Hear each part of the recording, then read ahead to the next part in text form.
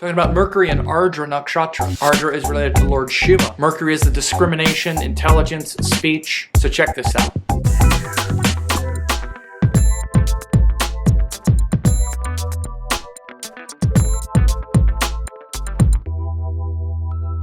So we're talking about Mercury in Ardra Nakshatra. So Ardra Nakshatra is ruled by Lord Rudra, who is the fierce form of Shiva. And he's the aspect of God that is about change, wild, uncontrolled change. And the destruction that comes as life changes and transforms. And this is a quality that's attributed to Lord Shiva in that form of Rudra. And Rudra is also called the storm god.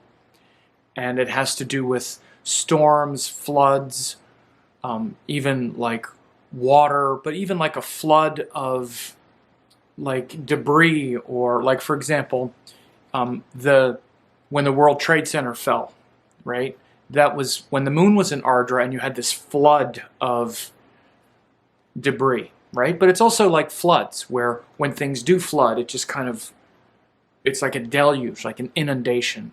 So this is a very fierce and intense nakshatra. So when Mercury is there, it brings that sort of flooding, intense, dynamic, that kind of transformational energy into the function of speech, of communication, of details, of language, of,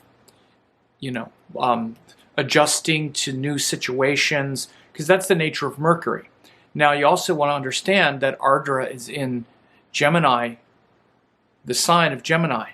Of course, in Vedic astrology, the rashis, or the signs, and the nakshatras are totally aligned. And this nakshatra of Ardra is completely in Gemini, okay? So Gemini has Mrigashira at the first 6 degrees 40 minutes, and then Ardra in the middle, and then Punarvasu at the end, but then it goes into Cancer. So Ardra has a lot of those Gemini qualities, especially of that sort of change, because Gemini is a sign of change, and of things, shifting. And so this Ardra Nakshatra brings that. And so when Mercury is there, it shows where ideas change, speech changes, language changes, and it can be like explosive, like explosive speech, explosive transformational ideas, where, again, it can also be, ideas like astrology is an idea, right? And something that we think about. And again, Ardra is explosive. So often you'll see when someone has Mercury in Ardra, they will have an interest in astrology, for example, because it's kind of blows up the ideas that came before, right? And so it's a good time when Mercury goes through Ardra each year, or if someone has Mercury in Ardra in the natal chart, or just in general, to notice how ideas and concepts and those details that you're organizing and managing in your life, like the details of your life, or the details of how you think life works, gets exploded, becomes explosive. And again, that's what leads to liberation, change, transformation. And so, this is a very powerful placement, again, because Ardra is in Gemini. And you always have to remember, it's not just, oh yeah, there's that too. No, the nakshatras and the rashis are one and the same section of sky, different portions and a different matrix, so to speak, but the same portion of sky, always. So they're nailed together. And again, that's in every Vedic astrology text. It's not a theory that I happen to have, right? It's in every text, every Vedic astrology text. And so this is really nailed together. And this quality of Ardra again, shows more of the Gemini quality than any other nakshatra, because the other ones bridge the previous sign or the next sign. So even the name of Rudra, when he's evoked in the Yajurveda, it's basically they'll ask Rudra to grant them blessings, to protect them, to not hurt them, don't destroy us, but destroy our enemies, destroy, danger, and protect us, and, help us be strong. So it's a very protective nakshatra. So one of the real qualities of Ardra has to do with that fierceness, and it's that righteousness to defend the truth.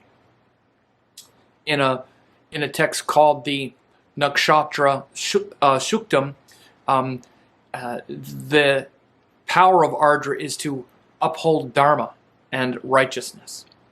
And this was translated many years ago by David Frawley, Vamadeva, and it has the Shakti of the Nakshatras, right? It's called the Shakti of the Nakshatras, and their bases above and their bases below. And with Ardra, it was to restore dharma. And so one of the things about any planets in Ardra, if we're talking about Mercury, it's to fight for those ideas and destroy those things that are not righteous. And that's really what Shiva does. Shiva is that energy of being willing to shatter convention, destroy the kind of aristocracy and the kind of embedded or stuck or static religiosity of teachings. This is why Shiva was like an outsider. You had Brahma and Vishnu, they were very proper. Shiva was like, naked, covered in ashes and serpents and from the graveyard, and he was like a sort of untouchable to some extent, and really destroying the convention. So in Mercury's in Ardra, a lot of unconventional ideas that come and disrupt the norm. And again, one of the things, though, I have to understand is when someone has, like, let's say Mercury's in Ardra in their natal chart, sometimes they can just be disagreeable to just so they can have something to disagree about. It can be just a kind of devil's advocate where they just want to challenge ideas just for the sake of it, just so they can be, contrary. This is one of the problems with Gemini, actually, is to just play around with ideas just so they can play devil's advocate. We're like, well, but who knows? It could be that too, and not really take it seriously enough. And again, Ardra shows that real powerful quality of Gemini that's looking to destroy any kind of, dogmatism and dogmatic beliefs, which have to do with Sagittarius and like the lower qualities of Sagittarius. So Mercury and Ardra will challenge those teachings that are unfounded and that aren't articulated well. So notice that when you see Mercury in Ardra, when you see either in the natal chart or when Mercury goes through Ardra each year. The other thing to know about Ardra is it's right on the plane of the galaxy. It's on the galactic plane. And the galactic plane is literally where the transformational energy emanates from the center of the solar system, of our galaxy. Again, that's not just a theory. So these nakshatras of Ardra and then Mula, which is the opposite, that's literally the plane of the galaxy, and that's where all of the power and radiation comes from. And if we didn't have the heliosphere of the sun extending and protecting us, we would be bombarded by all of the radiation from the center of the galaxy, and Ardra would be very destructive. So it's very powerful, and it refers back to that Shiva energy, which is to uphold righteousness, defend righteousness, and destroy that which is not righteous. So again, with Mercury, it's about ideas. It's about making adjustments to things so that we're using our intelligence and our discrimination. So we want to use our discrimination and then figure out what is right and then speak it and then communicate. This is what Mercury does. That's what good communication is about. And where we also adjust to what other people say. So the great thing about Mercury when someone has a powerful Mercury is they'll listen to the other person, they'll listen to, they'll gather more information. They won't just be fired up and righteous and want to win. Again, this is something that needs to be watched in Ardra as well, is there might be that fighting spirit because of Shiva wanting to destroy what's happening. But instead you want to destroy the ignorance and keep the pure discrimination. And you can always tell how well you understand the things that you believe, because when you understand those things, you're able to explain them. And again, explaining them is Mercury. So it never happens where someone really understands something well, but they just can't explain it. No, however well you understand something, that's how well you're able to explain it. So keep that in mind.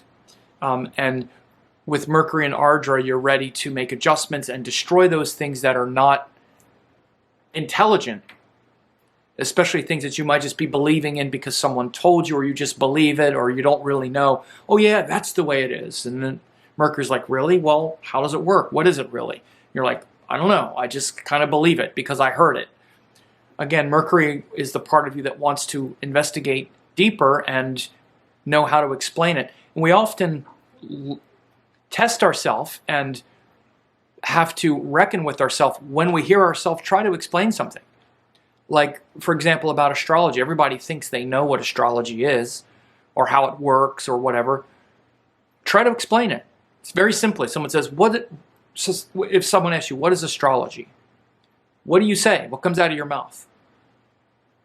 That's how well you understand it. No, it's not. There's nothing complicated. However well you can explain it, that's how well you understand it. So there can be a lot of progress, especially in the mystical, metaphysical, intense realm of ideas, and really getting to the bottom of good ideas, pure ideas, and destroying the ones that are false, that are just based on what you've been told. So keep that in mind whenever you see Mercury in Ardra.